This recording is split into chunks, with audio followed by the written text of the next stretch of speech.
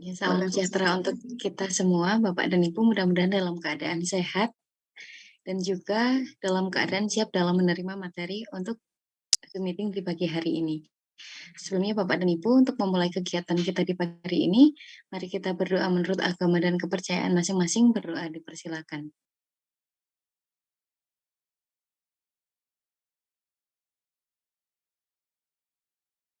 Pagi hari berdoa selesai. Untuk selanjutnya silakan Ibu Desi untuk menyampaikan terkait dengan materi hari ini. Terima kasih. Ya, terima kasih Bu Yulia. Assalamualaikum warahmatullahi wabarakatuh. Selamat pagi, salam sejahtera untuk kita semua. Bapak Ibu yang berbahagia, alhamdulillah pada pagi hari ini kita bisa bertemu kembali di ruang virtual hari keempat BIMTEK Guru Pembimbing Khusus tahap penguasaan keterampilan dalam keadaan yang sehat ya, insya Allah. Amin, sehat selalu. Terima kasih perhatian dan kerjasamanya untuk hadir di Zoom meeting ini. Mohon maaf saya tadi agak terlambat karena ada error laptop dan wifi-nya. Selama 2 jam ke depan kita akan belajar bersama terkait materi asesmen dan planning metrik ya. Mungkin di antara Bapak Ibu sudah mulai menyusun praktek pelaksanaan tugas asesmen dan planning metrik begitu. Nanti bisa dibagi ke kita bagaimana hasilnya. Nanti kita akan diskusi bersama-sama untuk memperoleh hasil yang terbaik begitu ya. Bapak Ibu, terima kasih. Untuk selanjutnya Bapak Ibu, saya minta ini sudah, oh ya hampir 20, oke.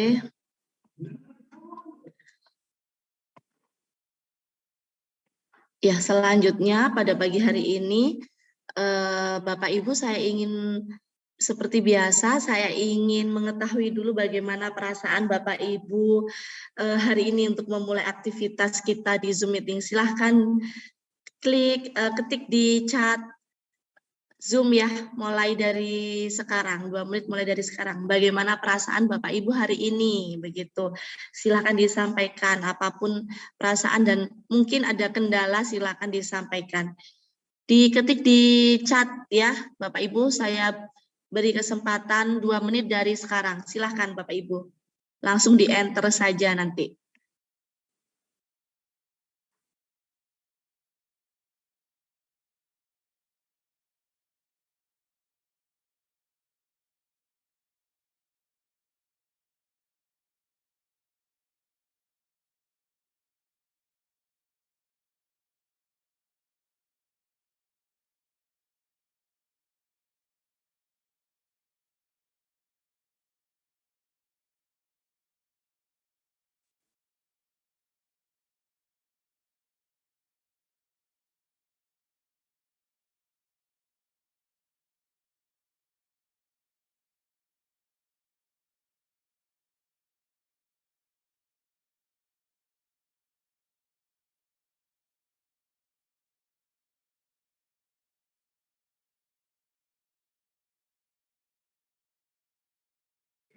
Ya, alhamdulillah rata-rata dari Bapak Ibu masih semangat sekali ya.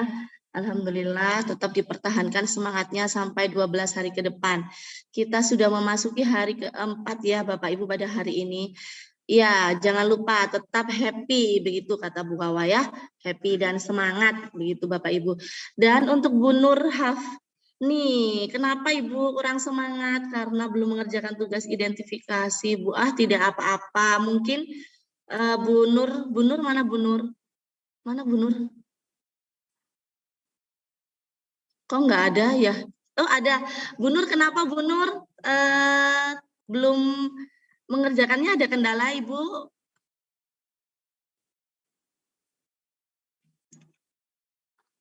Kok tidak ada suara ya?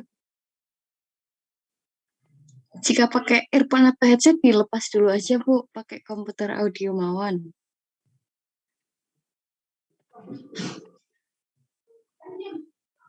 Belum ada suaranya, Bu Nur Ya, Hafni. nggak ada. Oh, di anu aja Bu, diketik di chat aja kalau memang nggak ada suaranya. Diketik di chat. Kenapa? Ada kendala apa Ibu Nur belum mengerjakan tugasnya begitu. Ya, nanti akan saya bantu. Ya, terima kasih Bapak Ibu, luar biasa semangatnya Bapak Ibu guru hebat. Masih tetap semangat dan selalu gembira ya, selalu happy. Saya percaya kalau Bu Wawa selalu happy dan semangat itu karena dari kemarin sudah menyampaikan hasil tugasnya begitu, dan Bapak Ibu guru yang lain juga hebat sekali, masih aktif walaupun di sela-sela kegiatan yang lain ya.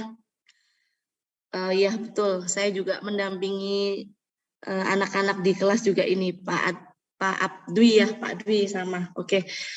Baik, selanjutnya saya akan menjelaskan tentang cara penyusunan asesmen. Tolong Bu Yulia di share screen yang A ya Bu. Minta bantuan ya.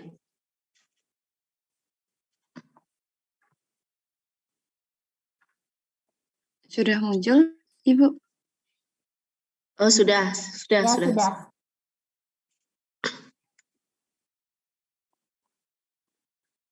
Ya, ini Vicon kita yang pertama membahas tentang asesmen. Lanjut, Bu. Dengan topik bahasannya. Sebentar. Saya izin itu ya off kamera ya supaya wifi-nya tidak anu. Bentar. Nah, yang pertama tentang pengertian, kedua tentang jenis-jenis asesmen, ketiga tujuan dan fungsi dari asesmen, kemudian sasaran asesmennya, dan yang kelima adalah tentang strategi asesmen anak berkebutuhan khusus. Oke, baik. Lanjut, Ibu. Nah, ini desain relasi identifikasi dan asesmen dalam pendidikan menurut Budianto 2009.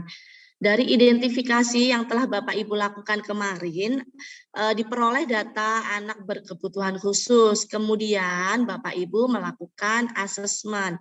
Nah, asesmen ada 3 jenis. Yang pertama, asesmen kekhususan. Yang kedua, asesmen perkembangan dan bakat. Dan yang ketiga, asesmen akademik. Begitu.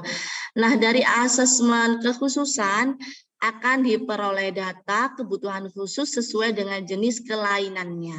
Kemudian dari asesmen perkembangan dan bakat ini mencakup potensi kecerdasan, bakat, emosi, komunikasi, dan pra-akademik. Lalu di asesmen akademik diperoleh data baseline kemampuan bidang akademik awal anak seperti apa, termasuk dari kelebihan dan kekurangan. Dan yang Bapak Ibu kerjakan tugas untuk BIMTEK ini adalah asesmen akademik begitu untuk memperoleh data baseline kemampuan awal anak berkebutuhan khusus di bidang akademik begitu. Lalu dari ketiga asesmen tersebut akan menjadi pedoman Bapak Ibu untuk penyusunan program rencana pelaksanaan pembelajaran untuk yang akademik. Kalau untuk yang kekhususan itu sebagai pedoman penyusunan program pengembangan atau intervensi kekhususan. Sedangkan untuk asesmen perkembangan dan bakat bisa menjadi pedoman kedua-duanya, penyusunan program pengembangan dan penyusunan rencana pelaksanaan pembelajaran. Jadi ketika Bapak Ibu melakukan atau menyusun asesmen akademik, nantinya hasilnya akan Bapak Ibu gunakan sebagai acuan atau pedoman penyusunan rencana pelaksanaan pembelajaran. Begitu. Lanjut Ibu. Nah ini Pengertian asesmen peserta didik berkebutuhan khusus. Konsep umum asesmen menurut Lerner dalam Mulyono 2001 mengemukakan bahwa asesmen adalah suatu proses pengumpulan informasi selengkap-lengkapnya mengenai individu atau anak yang akan digunakan untuk membuat pertimbangan dan keputusan yang berhubungan dengan anak tersebut atau individu tersebut begitu. Lalu secara konsep khusus asesmen menurut McLaughlin dan Lewis dalam Sunardi dan Sunario 2007 menjelaskan bahwa asesmen pendidikan anak berkelainan atau berkebutuhan khusus adalah proses pengumpulan informasi yang relevan dengan kepentingan anak yang dilakukan secara sistematis dalam rangka pembuatan keputusan pengajaran atau layanan khusus untuk anak.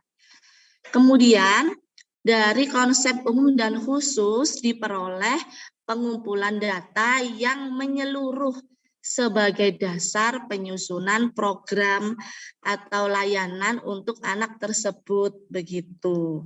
Selanjutnya Ibu. Nah, ini tadi yang sudah saya jelaskan, ada 3 jenis asesmen, asesmen akademik, asesmen perkembangan, dan asesmen kekhususan. Asesmen akademik yang akan Bapak Ibu lakukan, asesmen perkembangan itu tentang bakat minatnya, lalu asesmen kekhususan tentang program kekhususannya, biasanya seperti itu. Lanjut. Nah, ini strategi pelaksanaan asesmen. Yang pertama, Bapak Ibu menetapkan jenis asesmennya. Jenis asesmennya asesmen akademik ya. Lalu dari situ ada pengembangan instrumen asesmen. Dari pengembangan instrumen asesmen yang telah Bapak Ibu susun kemarin, sesuai dengan form yang ada di LMS yang sudah Bapak Ibu unduh, lalu Bapak Ibu melakukan atau melaksanakan asesmennya. Setelah melaksanakan asesmen, diperoleh analisis data hasil asesmen. Bapak Ibu melakukan analisis data asesmen, lalu melakukan case conference, kemudian mendokumentasikan data, begitu, mendokumentasikan semua data hasil asesmen berupa tugas-tugas itu tadi bisa di link drive dan mengunggah di LMS hasil datanya, begitu. Lanjut Ibu. Nah, ini lembar kerja penyusunan instrumen asesmen yang telah Bapak Ibu download ya, yang telah Bapak Ibu download di LMS begitu. Nah, ini seperti yang hari ke-1 ya, sudah saya jelaskan. Sedikit saya ulang lebih rinci jika Bapak Ibu mungkin hari pertama ada yang tidak mengikuti Vkon. Ini lembar kerja penyusunan instrumen asesmen. Jadi Bapak Ibu sebelum melakukan asesmen, Bapak Ibu menyusun dulu instrumen asesmennya. Berupa identitas peserta didik, Bapak Ibu tulis nama peserta didik sama seperti peserta didik yang Bapak identifikasi, yang Bapak Ibu identifikasi kemarin. Ya, sama, 1 PDBK saja yang digunakan. Kemudian Bapak Ibu menuliskan tanggal lahir, nama, tanggal lahir, kelas, jenis kelamin, mata pelajaran, tanggal asesmennya, lalu nama asesornya. Nama asesor adalah nama Bapak Ibu. Nah, ini kemudian ada kompetensi dasar yang diukur. Tentukan dulu kompetensi dasar yang diukur berdasarkan kebutuhan anak tersebut atau yang ingin Bapak Ibu ketahui begitu. Pengumpulan informasi tentang PDBK tersebut. Kemudian susun dari KD, dari kompetensi dasar, kemudian Bapak Ibu menyusun indikator pencapaian kompetensinya seperti apa. Kemudian Bapak Ibu menyusun pertanyaan atau pernyataan yang akan disampaikan atau digunakan untuk asesmen kepada anak tersebut. Kemudian Bapak Ibu memberikan penilaian anak tersebut mampu dengan bantuan atau belum mampu. Kemudian keterangannya Bapak Ibu tuliskan mungkin dalam pelaksanaannya seperti apa, begitu bisa, atau ketidakmampuan peserta didik seperti apa, tambahannya bisa dituliskan ke keterangan, begitu. Ya, lanjut Ibu. Nah, ini lembar kerja menyusun laporan hasil asesmen. Jadi Bapak Ibu, di tugas asesmen Bapak Ibu mendownload 2 instrumen asesmen, penyusunan asesmen dan laporan hasil asesmen. Jadi Bapak Ibu mengerjakan 2 ya. Instrumen yang tadi yang Bapak Ibu gunakan untuk mengakses, lalu ini laporan hasilnya. Jadi Bapak Ibu setelah mengakses anak, lalu Bapak Ibu menyusun laporan hasilnya berupa ada identitas namanya, jangan lupa tanggal lahir, kelas, jenis kelamin, mata pelajaran, tanggal asesmen, dan nama asesor dari Bapak Ibu ya, nama Bapak Ibu. Kemudian kompetensi yang diukur disalin dari kompetensi dasar yang Bapak Ibu isi pada instrumen asesmen. Di sini, tetap di sini. Lalu silakan Bapak Ibu mendeskripsikan kemampuan peserta didik tersebut dengan menuliskan kekuatan yang dimiliki anak tersebut. Dari apa? Dari hasil kemampuan asesmen anak tadi. Di instrumen sebelumnya ya, kan ada mampu, belum mampu, tidak mampu itu. Jadi Bapak Ibu langsung saja mendeskripsikannya di kolom kekuatan. Anak tersebut sudah memiliki kemampuan seperti apa, sampai di mana, begitu. Untuk kompetensi dasar yang sudah Bapak Ibu tentukan. Begitu. Lalu kelemahannya seperti apa? Kelemahannya silakan dideskripsikan sesuai dengan ketidakmampuan peserta didik di kolom instrumen ya. Di kolom instrumen itu anak tersebut mungkin belum mampu membilang angka 1 sampai 10, belum mampu menuliskan lambang, mungkin seperti itu, belum mampu penjumlahan, itu ditulis di kelemahan begitu. Lalu dari kekuatan dan kelemahan silakan Bapak Ibu menuliskan atau mendeskripsikan kebutuhan yang kira-kira dibutuhkan untuk menunjang kompetensi yang diukur itu seperti apa, kebutuhannya seperti apa. Mungkin dengan pelayanan individual atau mungkin kebutuhannya itu menyederhanakan kalimat atau indikatornya seperti itu. Silakan ditulis sesuai dengan kekuatan dan kelemahan peserta didik yang telah Bapak Ibu asesmen. Kemudian keterangannya diisi dengan deskripsi ketidakmampuan peserta didik ya, ada bintang 2 ini. Nah, itu. Ya, begitu Bapak Ibu. Lalu kemudian setelah Bapak Ibu menyusun instrumen, Bu Husnia, tolong di-unmute dulu Ibu. Mohon host yang mengajak, Bu. Tolong host di-unmute beliau. Saya nggak bisa ini Bu, Tidak share bisa. screen. Sebentar. Oh, sudah. Ya.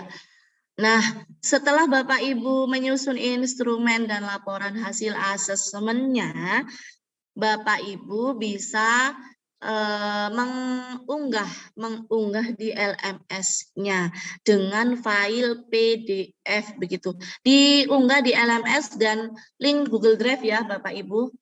Di link Google Drive di deskripsi grup saya tautkan di situ. Iya. Lanjut Ibu Yulia. Selesai ya? Oke, baik. Terima kasih. Stop share screen dulu, Ibu. Ya, baik. Nah, itu penjelasan tugas terstruktur asesmen yang Bapak Ibu harus penuhi untuk diunggah pada LMS Bapak Ibu. Ya, silahkan sebelum nanti kita share atau diskusi bersama terkait hasil asesmen yang telah Bapak Ibu lakukan, yang sudah Bapak Ibu lakukan ya, mungkin yang sudah kirim ke saya itu Bu Wawa, mungkin ada yang Bapak Ibu guru yang lain sudah melakukan, nanti kita diskusi bersama, silakan disampaikan begitu sebagai pembelajaran Bapak Ibu yang lainnya juga. Baik, sebelum nanti kita diskusi tentang hasil asesmen yang telah Bapak Ibu kerjakan, silakan jika ada pertanyaan, saya akan membantu untuk menjawab. Pak Hairul sudah angkat tangan. Silakan Bapak disampaikan. Iya, sebentar dulu. Saya pindah dikit ya. Iya. Teman-teman lagi diskusi.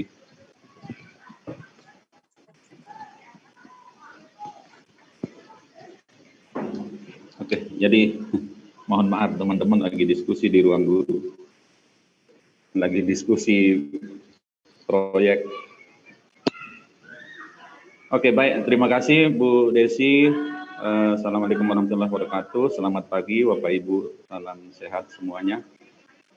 Saya ingin bertanya terkait dengan asesmen yang akan kita lakukan, baik itu menyusun instrumennya maupun melaksanakan asesmennya. Saya agak sedikit gagal paham mungkin ya di awal terkait asesmen ini. Yang saya pahami asesmen ada 3 macam. Ada yang di awal dalam rangka untuk menentukan kemampuan awal dari si siswa tersebut. Kemudian diproses, kita sudah paham semua. Lalu di akhir itu dalam rangka mengevaluasi atau menilai hasil dari sebuah kegiatan. Nah, kemarin saya menganggap ini adalah asesmen. Awalnya saya menganggap ini asesmen di akhir. Jadi saya harus awalnya saya menganggap asesmen yang sebelum gitu. Berarti saya harus memilih KD yang belum diajarkan. Makanya saya bertanya di grup itu. Lalu lama-lama saya berpikir saya berubah lagi menjadi asesmen yang sudah. Berarti saya akan mengasesmen apa pelajaran yang sudah begitu. Jadi makanya ini saya ingin kejelasan. Tapi tadi malam saya berpikir lagi sepertinya mungkin maksudnya ini adalah semacam asesmen diagnostik yang mana yang akan kita gunakan untuk data awal dari PDBK tersebut begitu. Jadi kalau diagnostik berarti tentunya kita akan memilih KD-KD tanda kutip krusial atau KD-KD yang memang mendasar sekali. Misalnya kalau di matematika ya tentu yang operasi aritmetika atau operasi penjumlahan, pengurangan, perkalian, pembagian itu. Jadi kita akan memilih KD itu. Itu karena itu berlaku untuk kelas 7, kelas 8, kelas 9. Ini hasil renungan saya semalaman. Ketika bangun tidur, pagi-pagi jalan ke sekolah tadi pagi, kayaknya ini ya mungkin yang dimaksud di sini asesmennya di sini. Jadi mohon konfirmasi saja begitu. Jadi sebelum saya menyusun instrumen, karena ini kaitannya dengan memilih KD. Jadi tidak ada hubungannya dengan KD yang sudah diajarkan atau yang belum. Lalu saya melihat lanjutannya juga ada planning matrix, tapi sepintas saja. Berarti itu kayaknya semacam menyusun rencana tindakan berdasarkan hasil asesmen tersebut begitu. Maka konsekuensinya jika yang kita asesmen adalah KD yang sudah diajarkan, berarti tindakannya ya kita tidak akan bisa melakukan tindakan karena sudah selesai begitu. Iya kan? Jadi mestinya KD yang belum diajarkan, belum dibahas, sehingga nanti endingnya kita akan menyusun perencanaan tindakan tersebut. Jadi itu aja. Terima kasih. Mohon dikonfirmasi. Ya, terima kasih Pak Hairul Akbar, luar biasa perenungannya semalaman ya Pak ya. Terima kasih sudah luar biasa hebat merenungkan tentang asesmen ini. Memang memang di awal ini tugas itu untuk asesmen, bertujuan untuk menggali informasi tentang kemampuan atau baseline anak awal, kemampuan awal anak seperti apa begitu. Jadi saya minta kalau misalnya Pak Hairul itu dengan KD yang akan yang belum atau yang akan diajarkan itu tidak apa-apa, lebih tepat begitu. Namun kalau memang dirasa KD yang sudah pernah diajarkan tapi hasil dari KD tersebut belum tuntas, itu juga bisa digunakan. Jadi kita di BIMTEK ini tidak ada ketentuan apakah KD itu harus sebelum diajarkan atau setelah diajarkan. Itu kami narasumber kemarin tidak ada ketentuan seperti itu.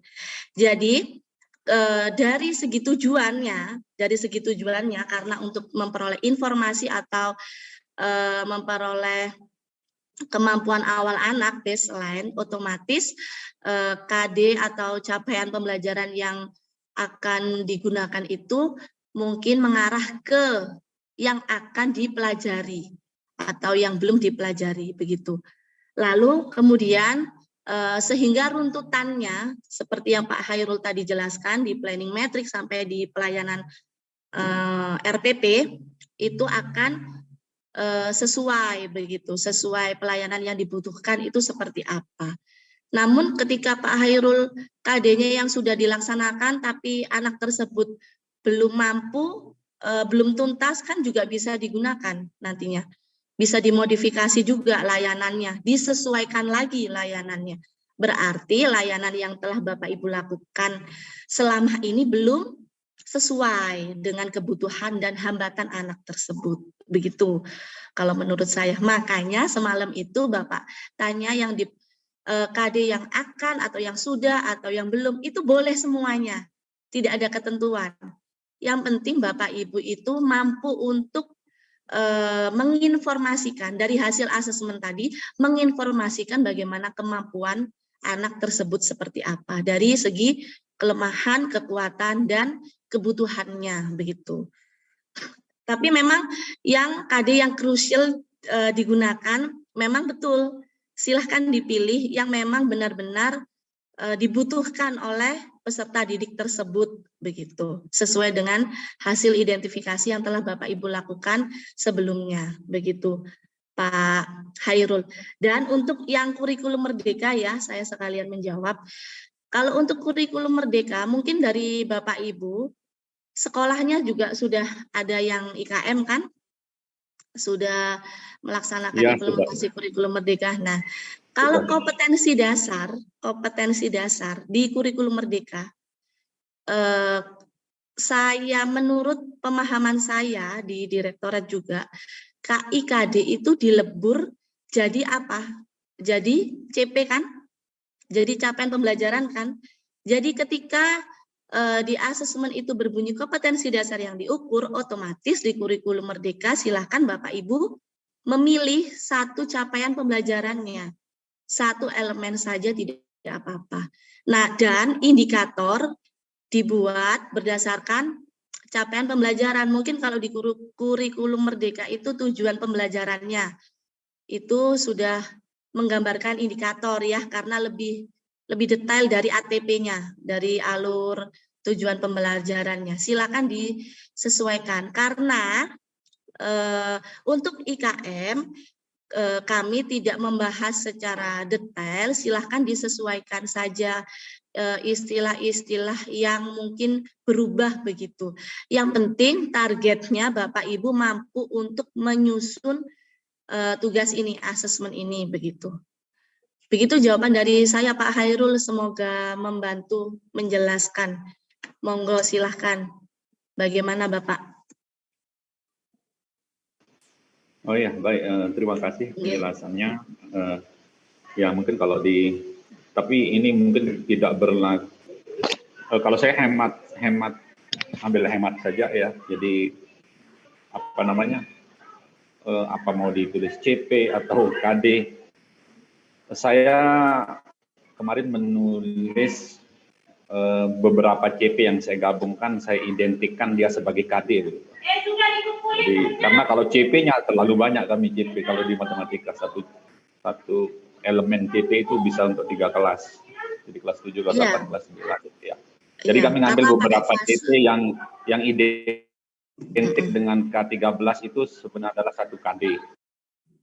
Iya, yang lalu nanti krusial aja Bapak di indikator itu kemudian saya pecah lagi. Ya, yang krusial aja, saya paham. Iya. Oke.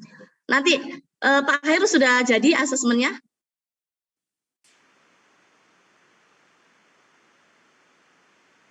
Kemudian saya berpikir lagi kan tadi malam ini apakah Bapak? benar atau tidak ya gitu. Jadi sudah saya unggah di LMS, sudah saya unggah juga di Drive juga sudah. Ya nanti tinggal ya hari ini mau mencoba asesmen. Didiskusikan Pak Khairul, nanti saya pengen tahu bagaimana yang kurikulum merdeka hasilnya. Nanti yang mungkin yang K13 Bu Wawa kemarin kan juga sudah itu.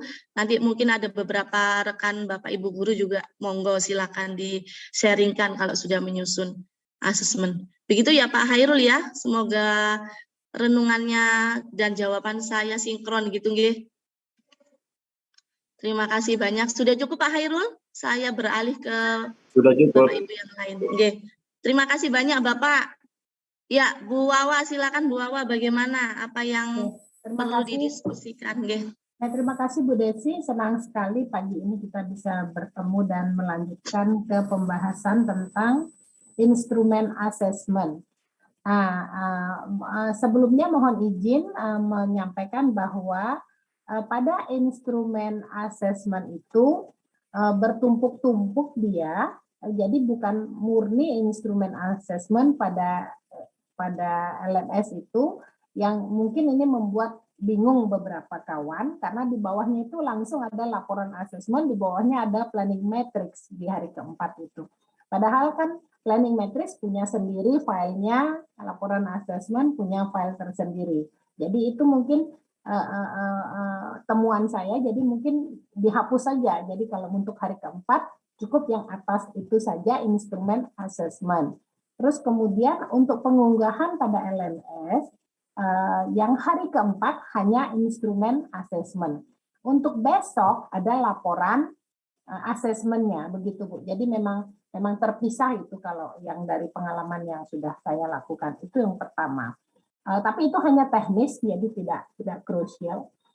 Yang kedua, menyambung dengan kegalauan Pak Khairul Akbar terkait dengan asesmen, mungkin ada kebingungan sedikit pada pengertian asesmen pada kurikulum merdeka, di mana ada diagnostik, formatif, sumatif.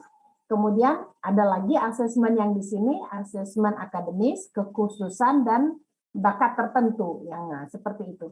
Nah, sebenarnya itu hanya istilah dengan pemakaian yang berbeda-beda sesuai dengan apa yang akan kita nilai. Asesmen itu sendiri artinya mengandung arti pemetaan, mengandung arti penilaian, mengandung banyak arti sebenarnya.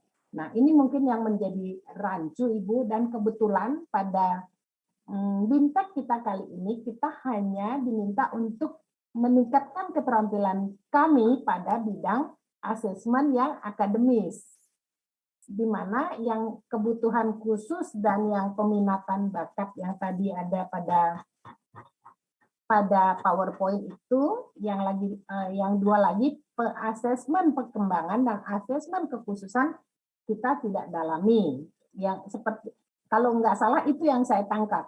Nah, nanti pada tahap keterampilan ini dianggap, jadi diasumsikan dalam satu kelas itu tidak ada anak yang sangat khusus atau yang perlu sentuhan di luar asesmen akademis ini.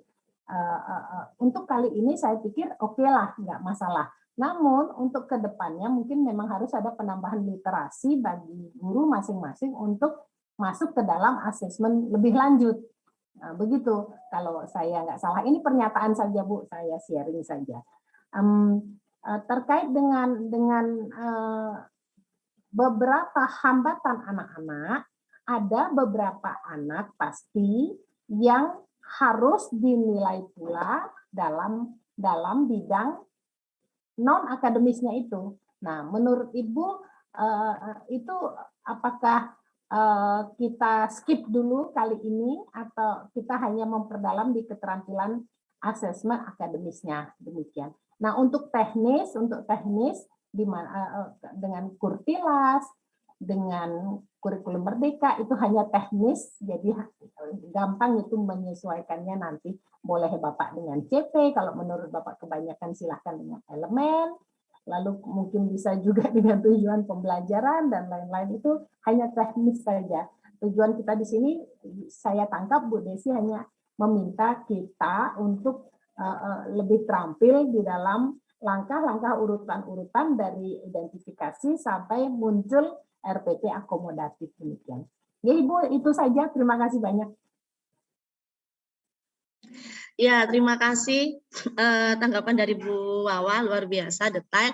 Ya, saya mencoba menanggapi memang untuk keterampilan tahap penguasaan keterampilan kali ini kemarin itu dikhususkan untuk asesmen akademik ya, karena untuk yang asesmen bakat, minat, perkembangan itu biasanya dilakukan oleh tim ahli begitu, seperti psikolog begitu kan, psikiater. Nah, itu bukan ranah kita begitu, karena ranah kita sebagai pendidik begitu. Itu salah satu alasan mengapa di BIMTEK kali ini hanya istilahnya itu menelusuri ya tentang bidang akademiknya begitu, karena memang kalau kita membahas lebih banyak asesmen itu membutuhkan waktu yang lebih lama lagi begitu. Dan untuk yang kekhususan, program kekhususan itu juga itu biasa dilakukan oleh guru SLB begitu, tentang program kekhususan peserta didik sesuai dengan hambatan masing-masing begitu.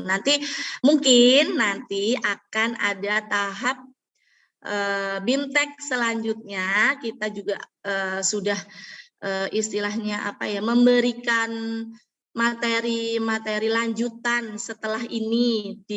Mohon doanya, mungkin setelah BIMTEK ini semua sasaran selesai akan ada BIMTEK untuk pendalaman ya materi penguasaan keterampilan yang lain sesuai dengan bidang keilmuan Bapak Ibu begitu. Lalu untuk secara teknis tadi ya Bu Wawa, di LMS itu jadi satu, memang asesmen dan planning metrik itu terkait ya, dijadikan satu kesatuan karena memang berkaitan, memang semuanya berkaitan. Untuk tagihan di LMS kenapa dipisah-pisah itu supaya Bapak Ibu tidak terlalu berat dalam satu harinya begitu. Namun itu minimal kalau memang Bapak Ibu sudah sampai seperti Bu Wawa ya, yang semalam Pak Hairul bilang, aduh sudah sampai selesai tinggal tunggu sertifikat, keren. Nah itu mungkin silahkan disesuaikan saja dengan kemampuan dan aktivitas Bapak Ibu begitu. Kalau secara teknis memang runtutannya satu-satu. Jadi nanti setelah asesmen ini kita bahas, memang akan saya bahas planning metrik, tetap berkaitan dengan asesmen begitu. Dan memang capaian target kita itu Bapak Ibu mampu nantinya setelah BIMTEK ini selesai, Bapak Ibu itu mampu melakukan identifikasi sendiri sesuai dengan ranah Bapak Ibu sebagai pendidik di sekolah begitu, karena ada sekolah inklusif yang tidak bisa atau yang belum bekerja sama atau berkolaborasi dengan tim ahli seperti psikolog, psikiater, dokter anak dan lainnya. Makanya minimal Bapak Ibu itu mampu melakukan identifikasi sendiri sesuai dengan ranah Bapak Ibu sebagai pendidik, lalu sampai bisa menyusun RPP akomodatif tadi. sehingga layanan PDBK di sekolah Bapak Ibu menjadi tepat dan sesuai kebutuhan. Itu saja yang akan saya tambahkan, begitu ya Bu Wawa. Semoga kita sama satu persepsi gitu ya Ibu. Bagaimana Ibu, ada yang ditambahkan? Mungkin ada penjelasan yang kurang tepat? Enggak, sudah setuju saya Bu, keseluruhannya saya berusaha memahami dan mengikuti beradaptasi. Iya, terima Mohon kasih. izin terkait dengan asesmen, ada beberapa hambatan yang kami memang tidak akan mampu mengasesmen secara akademis saja. Contoh, mohon izin saya share. Apakah sudah bisa dilihat Ibu share screen saya? Iya. Ya, nah seperti ini asesmen dengan hambatan penglihatan kami tidak akan mampu untuk mengaksesnya saat ini. Pendengaran juga tidak akan bisa. Intelektual mungkin juga agak susah ini kami akan memasukkannya ke dalam asesmen akademik itu. Kemudian fisik motorik juga agak-agak susah kalau tidak melibatkan tenaga ahli di luar guru. Emosional pun demikian, harus wajib dengan psikolog atau psikiatri. Nah, autism ini juga sangat susah. Kemudian ADHD juga tidak akan bisa diasesmen melulu hanya dengan akademis saja. Yang kami mungkin bisa dapatkan di sini mungkin untuk kasus slow learner, kesulitan belajar, dan mungkin juga sedikit cibi, begitu Bu.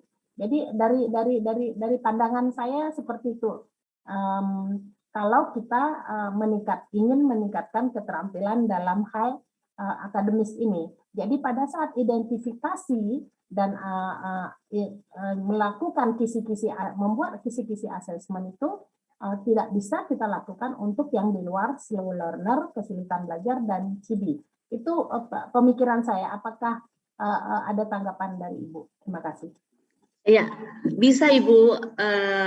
Semua hambatan bisa di asesmen, bisa Ibu Bapak susun asesmennya, tergantung kompetensi dasar yang dipilih. Semuanya, misalnya anak tersebut diduga memiliki hambatan intelektual.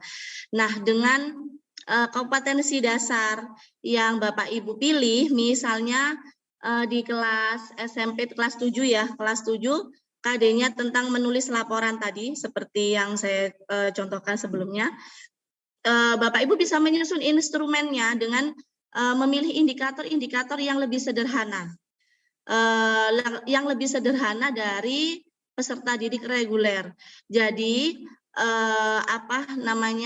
sasarannya itu tidak langsung anak tersebut menulis laporan. Mungkin anak tersebut misalnya dengan diduga hambatan intelektual bisa bagaimana dia menirukan melakukan pengamatan terlebih dahulu, bagaimana dia bisa atau tidak, lalu menirukan hasil pengamatan yang sudah ada begitu, mungkin Bapak Ibu itu sudah ada laporannya, sudah menulis laporannya. Ketika peserta didik reguler itu disuruh untuk menulisnya secara sendiri mandiri, secara langsung. Nah, untuk hambatan intelektual itu Bapak Ibu indikatornya lebih disederhanakan lagi, mungkin tidak dengan menyusun atau sudah ada laporannya, sudah Bapak Ibu buat. Jadi tinggal menyalin saja atau menulis saja begitu. Seperti yang saya lakukan biasanya di sekolah seperti itu. Jadi semuanya bisa Ibu Wawa. Jadi untuk hambatan penglihatan tergantung KD-nya. Jadi KD yang Bapak Ibu pilih itu bagaimana strateginya. Kalau hambatan penglihatan, kebutuhannya mungkin dengan modifikasi alat peraganya nanti begitu. Jadi kemampuan awal akademiknya itu di mana? Sampai seberapa sih menulisnya, sampai seberapa sih membacanya begitu. Itu sederhana saja. Kalau saya berpikir itu sederhana saja, yang instrumen Bapak Ibu susun, kalau memang Bapak Ibu menemukan peserta didik dengan hambatan fisik, motorik, dan intelektual begitu. Sesuaikan saja KD-nya. Kalaupun belum mampu semua, ini belum mampu Bu, mampunya hanya komunikasi verbal saja, ya tidak apa-apa.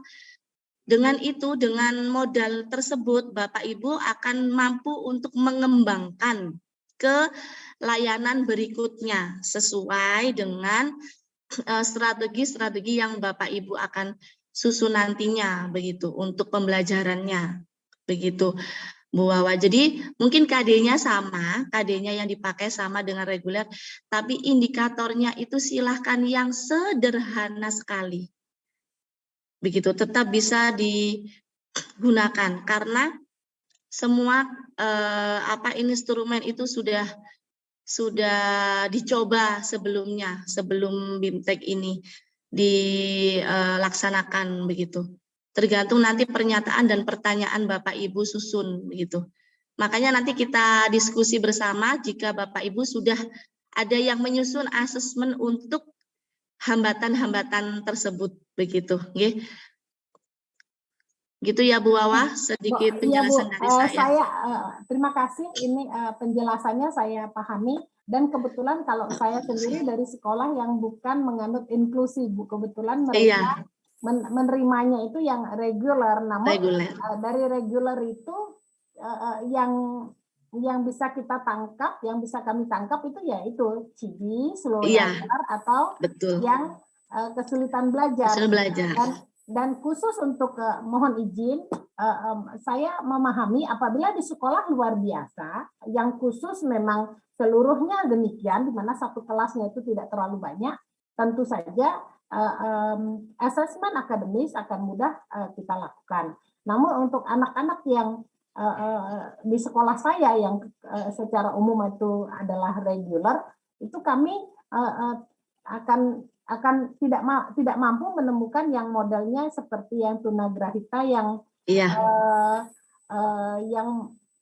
ada hambatan pendengaran, karena di sini selain tingkat kecerdasan yang jauh di bawah normal, dia juga harus mengalami segala kelambatan dalam segala hal. Kemudian di sini juga ada mulut membuka, mulut berair liur, suara datar, bibir tebal, mata sipit, kepala bagian belakang pipi. Dan ini akan sulit kami temukan di lokasi kami seperti itu, Bu. Jadi ada identifikasi tertentu yang harus terpenuhi untuk kemudian baru kita bisa masuk ke asesmen.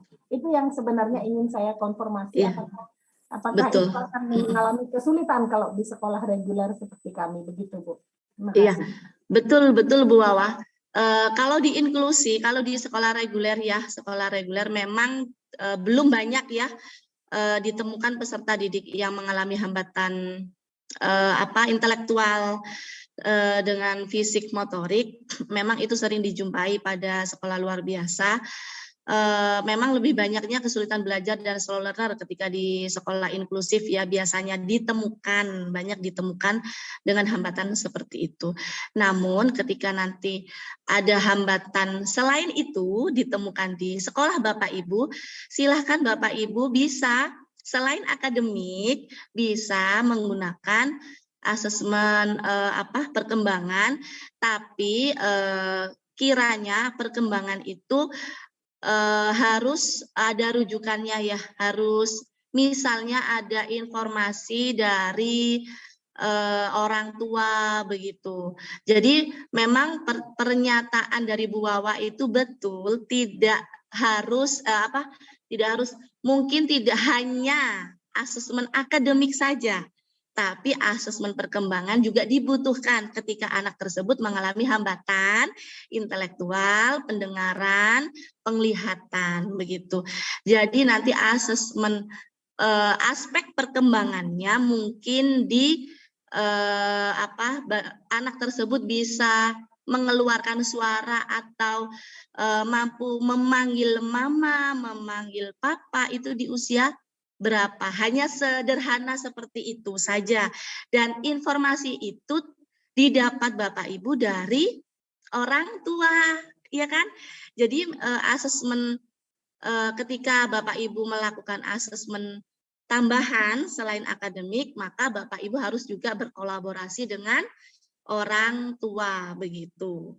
Makanya tadi saya sampaikan kalau memang ingin melakukan asesmen perkembangan itu biasanya dilakukan oleh psikolog begitu. Kalau Bapak Ibu silahkan menyesuaikan, kalau memang ditambah dengan perkembangan ya tidak apa-apa. Namun perlu informasi lanjutan dari orang tua begitu untuk menyusun ya, untuk menyusun instrumennya. Tapi kalau Bapak Ibu cukup di akademik saja untuk tugas BIMTEK ini ya nggak apa-apa, silakan untuk mempermudah begitu ya supaya tidak bingung. Yang penting Bapak Ibu mampu sudah mampu menyusunnya begitu. Itu ya Bu Wawa, terima kasih banyak diskusinya, menarik sekali. Ya Bu, makasih banyak Bu, sudah clear. Nggih. Untuk Pak Fauzi, silakan Pak Fauzi, lalu nanti Bu Malahayati. Ya, silakan Pak Fauzi. Baik, makasih. Bagaimana? Assalamualaikum warahmatullahi wabarakatuh. Waalaikumsalam. Salam sejahtera untuk kita semua. Pertama, ini saya klarifikasi tentang ini. Kalau misalnya asesmen akademis, kami mungkin mewakili teman-teman yang dari bimbingan konseling itu secara kompetensi dasar itu kan kami punya standar kompetensi kemandirian. Yang istilahnya kami itu fokus kepada perilaku. Jadi untuk asesmen akademis ini berarti kami akan memasukkan indikator mata pelajaran yang ada hubungannya dengan kebutuhan yang dihasilkan dari identifikasi kemarin. Seperti itu mungkin nanti mohon diluruskan karena secara secara ranah kami di bimbingan konseling itu tidak melakukan asesmen akademis secara mendalam, cuma kami hanya fokus kepada perilaku. Nah, seperti tadi saya ulang lagi, berarti indikator dan kompetensi dasar yang kami masukkan ke instrumen ini berarti mengambil kompetensi dasar dan indikator yang sesuai dengan apa yang kami identifikasi kemarin. Itu yang pertama. Klarifikasi Bu G. Yang kedua, di kolom instrumen itu kan ada pertanyaan dan pernyataan. Itu apakah bentuk kalimat operasional atau seperti apa? Mohon bimbingannya. Terus nanti di penilaian itu mampu apa katanya ini? Mampu dengan bantuan, belum mampu itu ditandai dengan apa di sana? Itu checklist itu Bapak. Checklist, ya, checklist Bapak. Checklist. Nah, itu saja sih dari saya. Pertama mengenai klarifikasi tadi, terus yang kedua tentang struktur kalimat yang ada di pernyataan dan pertanyaan itu. Itu Bu, terima kasih Bu. Nggih Pak Fauzi, terima kasih. Mohon maaf saya kelupaan kalau di kelas kita itu ada guru BK Bu Wawa dan Pak Khairul ya. Kita asik sekali diskusi dengan yang SMP dan SD. Iya, mohon maaf Pak Fauzi. Kalau untuk guru BK sebenarnya selama ini guru BK itu berkolaborasi dengan guru kelas Bapak. Jadi ketika Bapak menemukan satu PDBK yang diduga mengalami hambatan, kan ada di kelas berapa tuh? Iya kan? Iya. Nah, itu silahkan Bapak Fauzi berkolaborasi, komunikasi dengan guru kelasnya. Lalu meminta salah satu mata pelajaran mungkin yang memang benar-benar anak tersebut itu kurang ya, diduga kurang, identifikasi misalnya slow learner ya, kurang mampu slow learner gitu. Mungkin di matematikanya bagaimana? Nah, Bapak Fauzi bisa akses di situ, bisa asesmen melakukan asesmen di situ dengan meminta satu contoh KD berpasangan ya. Kemarin kan Bu Wawa sempat telepon saya untuk menanyakan satu KD saja nggak apa-apa, tapi berpasangan kan ya kalau Purtilas. Jadi pengetahuan dan keterampilan 3 titik berapa, 4 titik berapa gitu kan? Iya, Nah iya. itu ya. Jadi itu silakan Pak Fauzi berkolaborasi dengan guru kelasnya. Jadi Bapak menentukan KD berkolaborasi dengan guru kelasnya, begitu. Itu nanti lebih memudahkan Bapak untuk menyusun RPP akomodatifnya, begitu Bapak. Jadi mulai dari sekarang mungkin lebih ke mata pelajaran saja, begitu. Bagaimana Bapak? Bisa tidak kira-kira berkolaborasi dengan guru kelas? Sangat bisa. Oh Sangat iya. bisa. Cuma saya klarifikasi. Saya asumsi saya sih memasukkan standar kompetensi dan indikator yang sesuai dengan ranah kami, tetapi Iya. hasil identifikasinya kan kalau seperti saya yang hasil identifikasi peserta didik kami itu kan di slow learner yang secara perilaku fine-fine saja. Jadi untuk menyusun asesmen tentang perilaku kan tidak selaras dengan hasil Betul. identifikasinya. Jadi nanti kalau kolaborasi dengan guru mapel itu sangat bisa sekali. Iya. Oke Bapak, silakan dicoba. Iya. Iya, Bu. Terus Ya. untuk kalimat pertanyaan. Pertanyaan atau pernyataan ya. Iya. Itu disesuaikan dengan indikator Bapak. Nanti kita lihat ya hasil susunan instrumen yang Bapak Ibu yang sudah jadi nggih. Oh iya. Sebagai contoh nanti ya supaya semuanya bisa sama-sama belajar nggih Bapak Fauzi Iya, ya. Bu, ya. Nggih. Izin Gitu nggih Bu, Pak. rasanya pernyataan dan pertanyaan juga Pak Fauzi kudu kolaborasi dengan Mapel juga. Iya. Iya. Nanti ini kan bisa tataran pelatihan sih syukurlah ada ilmunya, ini kan berarti bisa membantu teman-teman untuk lebih mendalami tentang PPI ini sih. Ya selama ini memang kan tugas kami membantu kelancaran proses akademik sih, cuma ranah kami itu kan fokus pada perilaku yang menyimpang yang bisa menghambat proses akademik. Ya, terima kasih Bu atas pencerahannya. Nggih, luar biasa nanti Pak Fauzi bisa menularkan ilmunya dari BIMTEK ini ke guru-guru kelas yang lain. Iya, betul, luar biasa Pak Fauzi. Lebih satu langkah di depan daripada guru-guru kelas yang lain kan jadinya. Jadi Pak Fauzi bisa begitu, luar biasa. Nambah wawasan. Betul, terima kasih banyak Pak Fauzi. Nanti ditunggu nggih share hasil asesmen yang sudah ada dari Bapak Ibu peserta yang lain. Terima kasih Pak Fauzi. Silakan Bu Malahayati Putri, monggo. Iya, assalamualaikum warahmatullahi wabarakatuh. Waalaikumsalam. Selamat pagi. Kebetulan saya sama dengan Pak Fauzi, saya guru BK juga. Cuman saya agak belum menyusun karena bingung, karena menurut saya kebetulan di SMP juga setiap mata pelajaran juga masuk Bu, jadi saya ada jamnya juga, ada layanan bimbingan klasikal yang saya berikan kepada siswa. Sama dengan yang tadi dibilang tentang aspek perkembangan, kan kalau Ibu mintanya kolaboratif ya, saya malah berpikirannya lain, karena BK juga punya hak untuk melalui BK-nya, kan kalau tadi kan kayak yang mata pelajaran sudah sesuai dengan mata pelajarannya. Cuman karena menurut saya, karena kebiasaan saya di sekolah masuk ke kelas, memberikan layanan, bimbingan konseling, bimbingan kelompok juga setiap hari masuk ke kelas. Jadi saya pikir gimana kalau ini memang asesmennya sesuai dengan aspek perkembangan yang kami biasa lakukan, gitu. Kayak misalnya kan ada kematangan emosi, walaupun Pak Fauzi bilang perilaku kayaknya nggak bisa.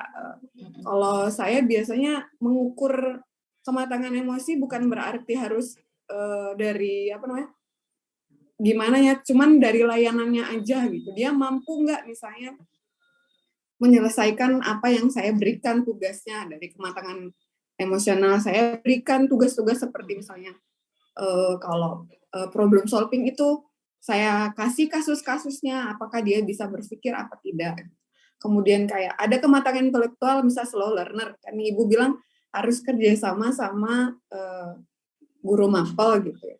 Ya, kami memang tidak bisa tanpa ada data-data dari guru mapel yang lainnya, tapi menurut saya ingin melihat anak ini dari gaya belajarnya seperti apa gitu. Jadi saya pikir bolehkah juga BK juga harusnya berdasarkan kompetensi kemandiriannya juga gitu. Tidak hanya kolaboratif. Kalau kolaboratif kan berarti kami hanya melihat dari luar ya, maksudnya dari akademiknya gitu. Cuman saya ingin melihat dari kompetensi kemandirian yang sudah sering kami lakukan di sekolah gitu.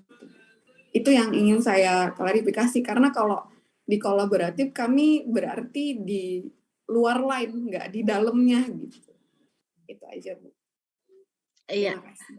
iya, terima kasih Bu Malahayati. Jika Bu Malahayati atau Bapak Ibu guru yang konsen di BK sesuai dengan ranah keilmuannya, ya tidak apa-apa, saya tidak melarang. Tapi memang di sini pada BIMTEK ini itu kan ditentukan akademiknya ya, asesmen akademiknya begitu. Mungkin Bu Malahayati bisa menambahkan aspek perkembangannya dan mungkin juga lebih lengkap lagi dengan aspek akademiknya. Namun jika Bu Malahayati hanya ingin sesuai dengan ranah BK-nya ya, tidak apa-apa, silakan dicoba. Kalau saya silakan dicoba saja. Yang penting mampu melaksanakan sesuai dengan instrumen yang ada begitu. Tapi ketika itu judulnya asesmen akademik, berarti nanti Bu Malahayati itu nanti menjadi asesmen perkembangan begitu, perkembangan anak begitu kan. Jadi nanti RPP akomodatifnya tetap kalau BK tidak ada RPP kan? Ada tidak Ibu? Ada. Ada Satuan RPL, Pak. layanan kami. Oh Cuma ya, kalau layanan betul. ya, yang diakomodatif itu nanti kan kalau pemahaman saya tentang bahasa akomodatif itu berarti kan terintegrasi dengan mapel yang secara akademis begitu kan. Iya, betul. Gitu ya? Iya, betul Bapak. Jadi nanti RPL-nya ya itu disesuaikan. Kalau memang tidak bisa atau bukan tidak bisa ya, menginginkan di sesuai bidangnya, sesuai bidang Bapak Ibu ya disilahkan. Kalau saya monggo, yang penting tujuan dari BIMTEK ini tercapai ke Bapak Ibu begitu. Silakan Bu Wawa. Bu Wawa ada tambahan kah? Iya, maaf Ibu, seru sekali ini dari Pak Fauzi dan Bu Malahayati. Jadi saya hanya ingin nimbrung saja, menambahkan sedikit. Jadi tanpa bermaksud mengecilkan peranan dari guru BK, mari kita bersama-sama kembali kepada tujuan dan arahan dari BIMTEK ini, di mana ini adalah BIMTEK untuk guru pembimbing khusus tahap penguasaan keterampilan. Kalau menurut saya pengembang dari BIMTEK ini menginginkan semua guru yang ada di sini untuk dapat menguasai keterampilan minimal untuk melakukan identifikasi, asesmen, kemudian matriks, PPI, sampai kemudian menuju ke RPP akomodatif. Nah, terkait dengan tugas dan tupoksi dari BK sendiri, memang secara umum itu ada kekhususannya, berbeda dengan guru mapel.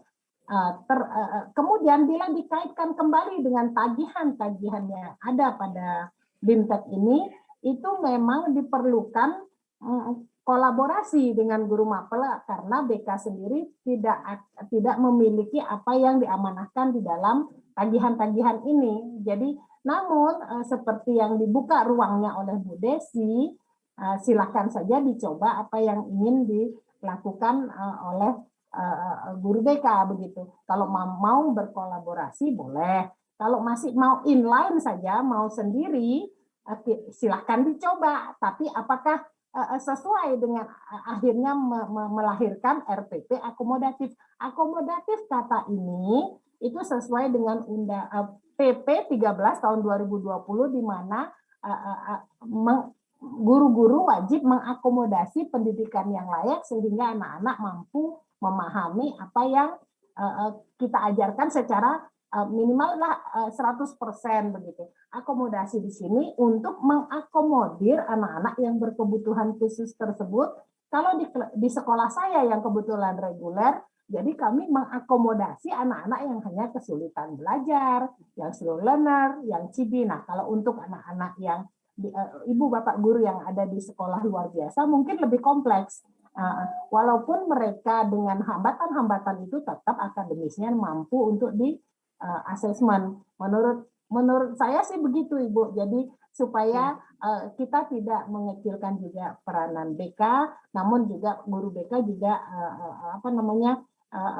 bersama-sama dengan Bu Desi agar dapat mencapai tujuan dari tahap penguasaan keterampilan ini dengan yang paling minimal yang diamanahkan oleh pengembang ini. Demikian Ibu, terima kasih.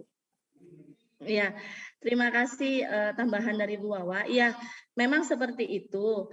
Namun makanya silahkan dicoba Bu Malahayati kalau memang ingin sesuai dengan bidang keilmuannya, monggo disilahkan. Memang ada berdasarkan pengalaman saya ya, yang kelas-kelas atau angkatan yang lalu memang ada yang BK itu sempat mencoba memang, tapi mereka ada kebingungan ketika menyusun RPP atau RPL. Ya, nanti pas ada kendala di situ. Tapi kalau memang Bu Malahayati mau, mungkin bisa silahkan dicoba. Namun kalau memang lebih lengkap ya, kalau saya lebih lengkap silahkan berkolaborasi juga dengan guru mapel, jadi dimasukkan di akademis ada, lalu di perkembangan yang Bu Malahayati itu yang krusial anak tersebut membutuhkan apa, di bidang konselingnya itu dibutuhkan apa, begitu silakan juga dimasukkan. Jadi nantinya Ibu cukup membuat RPP akomodatif satu saja begitu, yang nanti disesuaikan dengan hasil-hasil planning metrik dan PPI-nya begitu.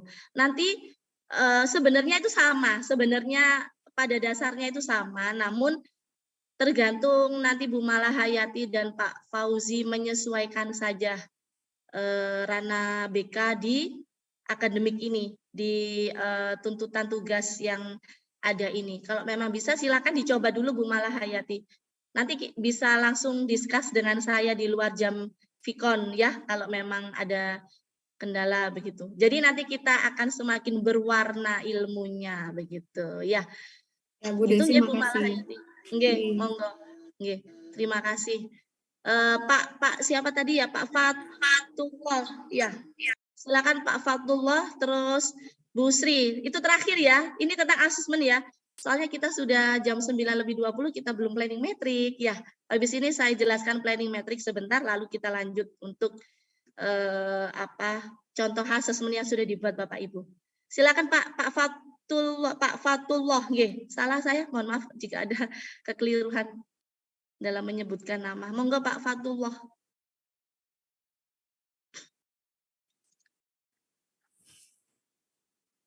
Belum di-mute Bapak. Oh ya, sudah. Assalamualaikum warahmatullahi wabarakatuh. Waalaikumsalam. Terima kasih atas kesempatan.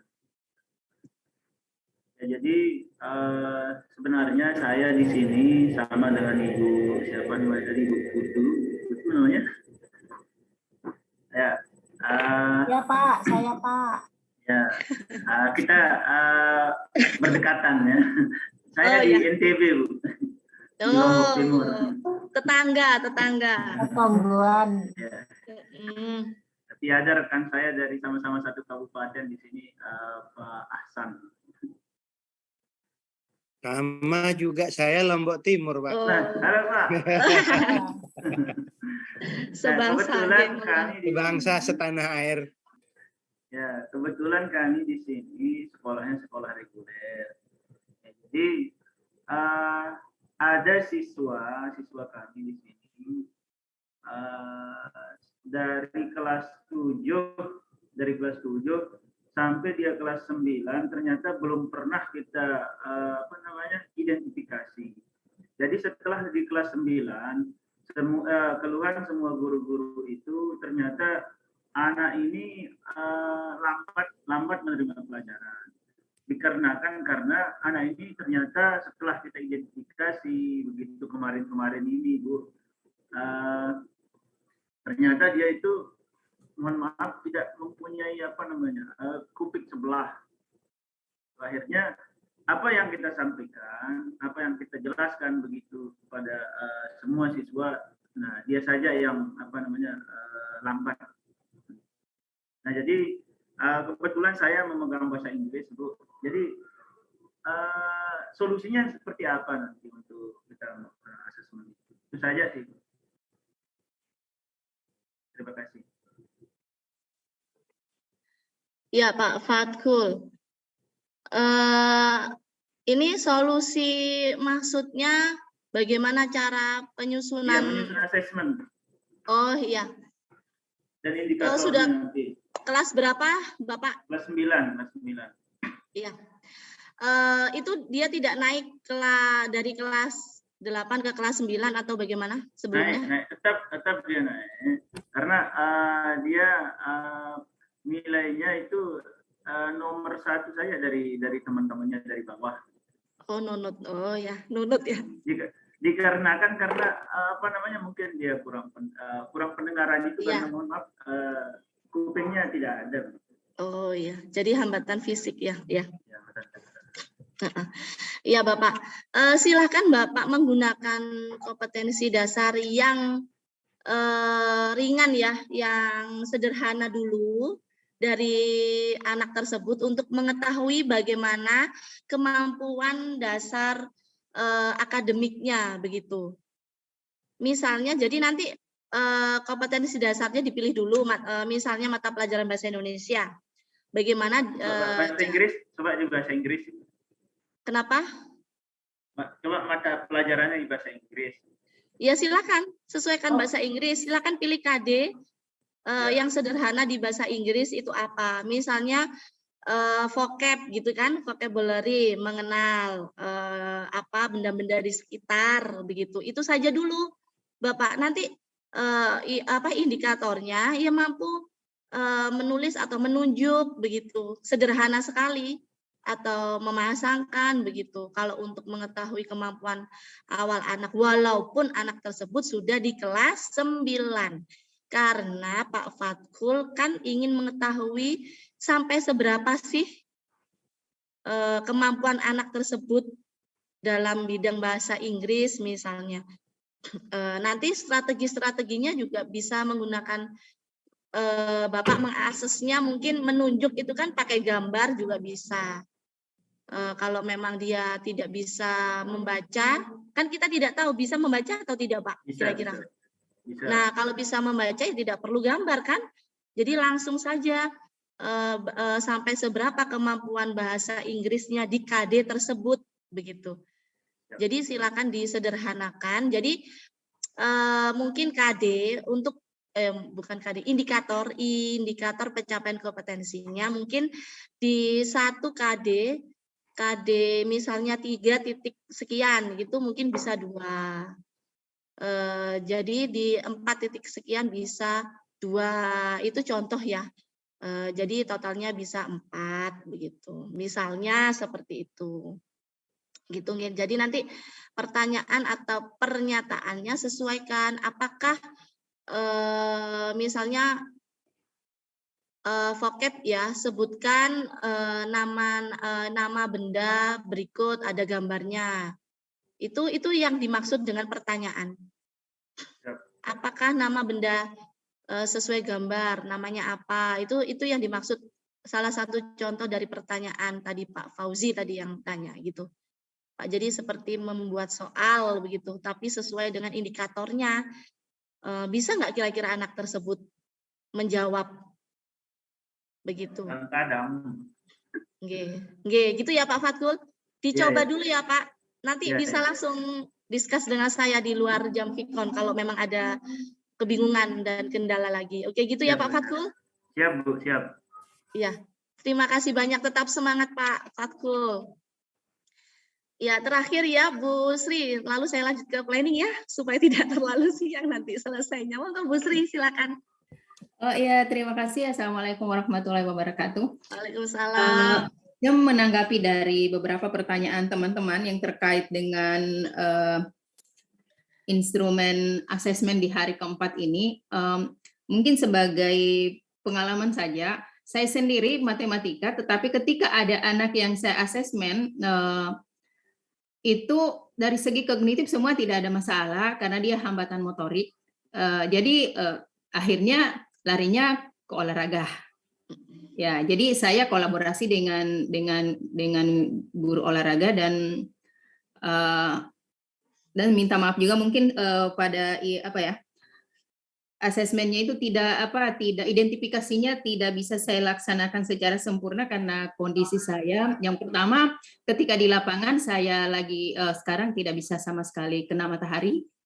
Jadi saya tidak bisa, kemudian saya juga sempat flare kemarin sampai semalam, jadi agak terbatas, tetapi saya gunakan, saya pantau jarak jauh dan saya berkomunikasi dengan guru olahraganya. Jadi apa yang dilakukan ketika waktu ada pembelajaran permainan bola besar, waktu bola basket kemarin, anak ini memang kalau segi antusiasnya sangat tinggi, ingin sekali juga masuk lapangan, tetapi kan kondisinya yang sangat tidak memungkinkan untuk mengikuti. Anak ini dari informasi orang tuanya, Bu Desi, itu bisa berjalan seperti sekarang itu nanti kelas 6. Baru bisa ya normal sekarang, meskipun kakinya kecil, sebelah juga kecil. Jadi oleh gurunya yang belum banyak juga pengetahuannya tentang bagaimana anak ABK, anaknya masuk main, kalau bola besar itu susah. Kenapa? Karena jari tangannya ada yang agak kaku dua, nggak bisa ini. Halo? Ya Ibu. Akhirnya diakali Bu. Jadi ketika yang lain mentribel bola basket, anak itu juga tidak mau duduk di ini, dia dikasih bola kasti yang kecil. Cukup untuk memantul-mantul saja,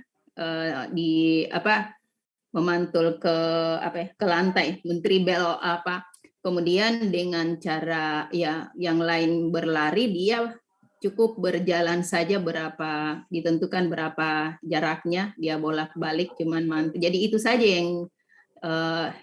yang diberikan treatment untuk gurunya. Jadi itu yang saya ini. Cuman mohon maaf saya belum mengirim, belum juga, memang sudah ada rancangan tapi belum karena ya saya kebetulan kemarin harus istirahat full lagi untuk bisa duduk hari ini sama-sama dengan teman-teman. Jadi saya kalau ada kegiatan pembalasannya itu harus istirahat full Bu dengan kondisi sekarang supaya bisa ini. Tapi jadi mungkin kalau ada yang mengatakan bahwa motorik tidak ada di sekolah reguler, kami itu sering Bu, hambatan motorik. Bahkan itu yang paling sering kami dapatkan ketimbang yang lain. Ya lamban belajar ada, tapi motorik itu paling sering. Bahkan beberapa tahun yang lalu ada anak kami juga yang seperti itu, tapi sempat juara 3 nasional catur yang anak-anak berkebutuhan khusus itu. Terima kasih Bu Desi. Iya Bu Sri, terima kasih usaha dan semangat yang luar biasa dengan kondisi yang memang masih belum fit gitu ya. Lupus masih ya, proses panjang. Iya, tidak apa-apa, tetap semangat Bu Sri, luar biasa, hebat ya, mampu di tengah-tengah kondisi yang masih harus berjuang, tapi Bu Sri tetap semangat untuk mengikuti BIMTEK ini. Terima kasih banyak. Ingin ilmunya Bu Desi. Iya betul, iya. Karena kesempatan tidak datang 2 kali ya Bu Sri. Ya seandainya luring saya itu tidak bisa Bu Desi, pasti tidak bisa ya, ikut. Jadi belum vaksin juga. Iya betul. Jadi memang Allah itu mentakdirkan yang terbaik. Jadi yang Iya. terbaik memang daring, jadi Bu Sri Iya. bisa mengikutinya. Ya betul.